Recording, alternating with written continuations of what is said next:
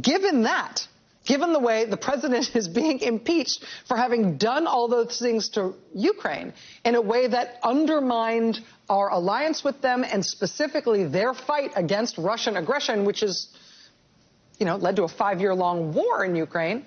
I mean, given the fact that he is being impeached for undermining Ukraine in its war against Russia, this is a heck of a day to choose to have the Russian foreign minister sitting on your lap in the Oval Office, right? I mean, okay, not on his lap, at his right hand. In the first impeachment article against President Trump, the abuse of power that he is accused of trying, it's to, undermine Joe Biden's chances of beating him in the 2020 election. But he's also accused of effectively exonerating Russia for having tried to help him win the 2016 election, right? As the impeachment articles note, it is a, quote, discredited theory promoted by Russia that the real interference in the 2016 election wasn't Russia at all, it was Ukraine instead. U.S. intelligence agencies have reportedly concluded and briefed the U.S. Senate on their conclusions that the Russian government, Russian security services have been promoting that lie about Ukraine as a disinformation effort that is designed to benefit the Kremlin. So I know you know how all of those individual dots, right? But it's amazing to see them connect on a day like this, right? It is an amazing thing to have the president, as of today, officially being impeached for him trying to help the Kremlin in that way, while he is simultaneously meeting the guy from the Kremlin in the Oval Office. I mean, from the White House's perspective, this is not great timing for having a meeting with a senior Russian government official, right? While he's being impeached for helping Russia. But why would we think it's the White House that made the decision that this meeting would happen today and not the Russian government dictating these terms? I mean, it was only yesterday that the White House finally confirmed that this meeting would take place. For days, the Russian government and Russian state-run media have been saying that Lavrov was coming to Washington and he was going to be meeting with Trump. And the White House wouldn't say anything and they wouldn't confirm anything, and finally yesterday they confirmed it. The rollout of the meeting was also super awkward and insulting to the United States on terms that are favorable to the Kremlin and not to the U.S. The White House put out their official readout of this meeting today. Quote, today, President Donald J. Trump met with Foreign Minister Sergei Lavrov of Russia. The readout says, quote, President Trump warned against any Russian attempts to interfere in United States elections.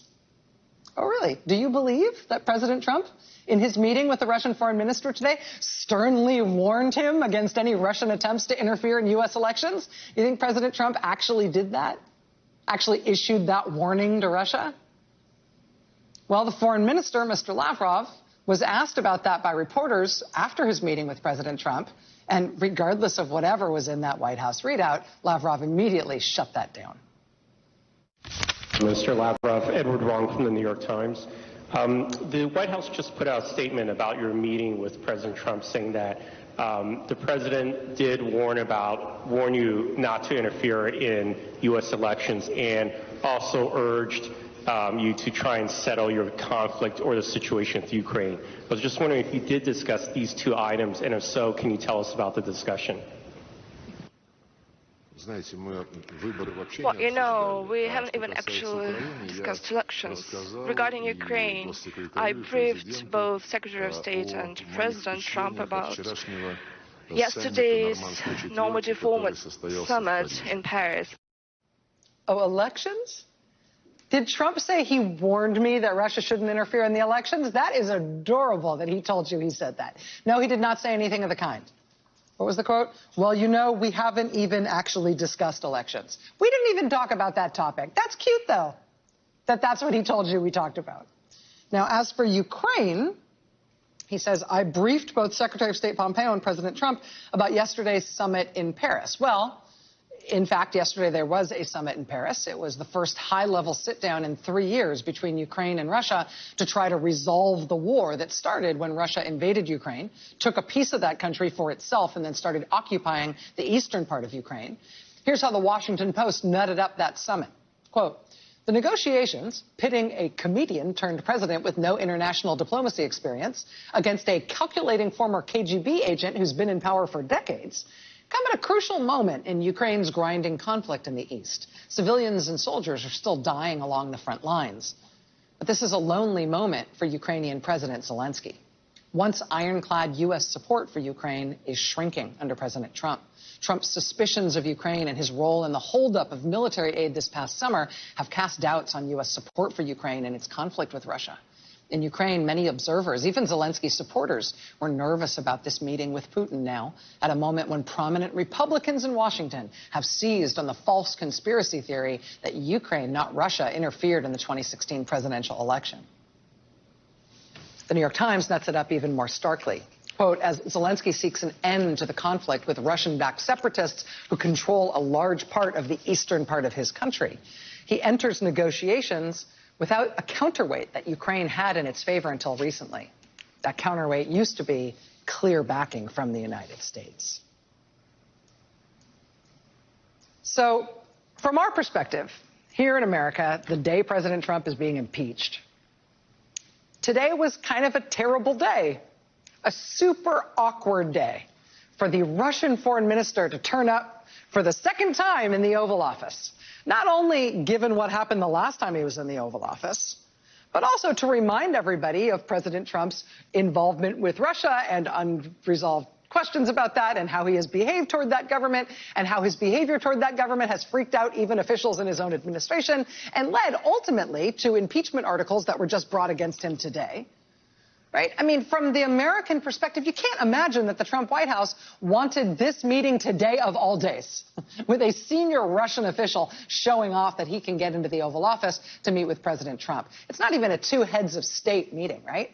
It's like a Russian cabinet official, effectively, being able to get into the Oval Office and meet with the U.S. president. So from our perspective, not great. Not great timing. Not ideal. Super awkward. But maybe it wasn't the White House that decided this meeting would happen today. I mean, from the Russian government's perspective, today's timing was perfect.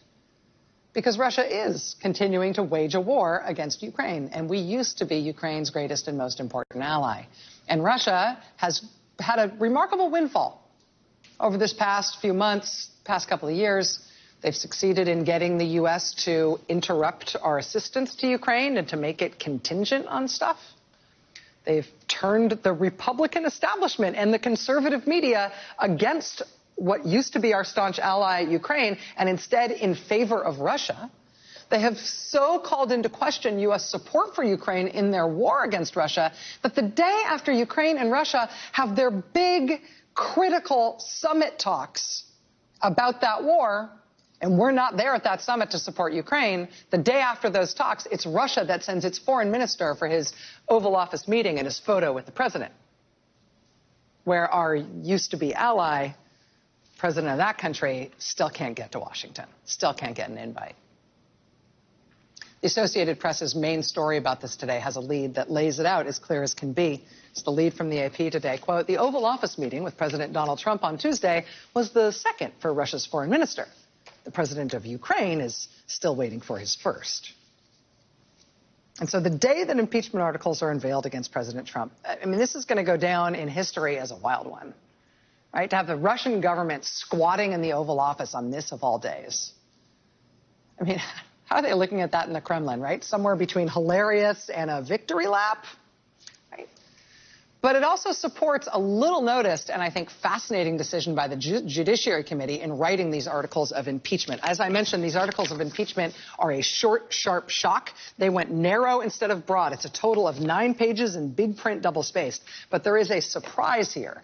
And today's shenanigans in the Oval Office, I think, go some way toward justifying the decision by the House of Representatives to include this surprise in the articles of impeachment. And that's next. Stay with us. That's all, folks.